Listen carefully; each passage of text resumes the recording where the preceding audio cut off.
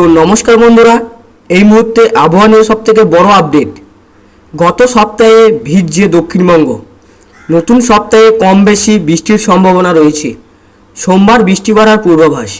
একাধিক জেলায় জারি হয়েছে সতর্কতা। আবহাওয়া দপ্তর জানাচ্ছে 24শে মে পর্যন্ত দক্ষিণবঙ্গের সব জেলাতেই বজ্রপাত সহ হালকা থেকে মাঝারি বৃষ্টির পূর্বাভাস।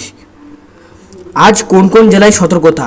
আবহাওয়া দপ্তর জানাচ্ছে আজ 19শে মে পশ্চিম মেদিনীপুর, ঝাড়গ্রাম, পুরুলিয়া, বাঁকুড়া, পূর্ব বর্ধমান, পশ্চিম বর্ধমান, বীরভূম, মুর্শিদাবাদ, নদিয়া ঝড় বৃষ্টির সতর্কতা জারি থাকবে।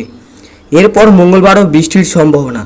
সতর্কতা জারি থাকবে উত্তর 24 পরগনা, পূর্ব বর্ধমান, পশ্চিম বর্ধমান, বীরভূম, মুর্শিদাবাদ, নদিয়া জেলায়। 21শে মে বুধবার ঝড় বৃষ্টির সতর্কতা। উত্তর 24 পরগনা, দক্ষিণ 24 পরগনা, পূর্ব মেদিনীপুর, পশ্চিম মেদিনীপুর, ঝাড়গ্রাম, পুরুলিয়া।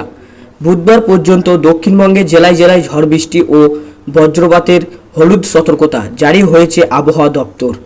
বজ্রবিদ্যুৎ সহ বৃষ্টির পাশাপাশি বইতে পারে ঝোড়ো হাওয়া।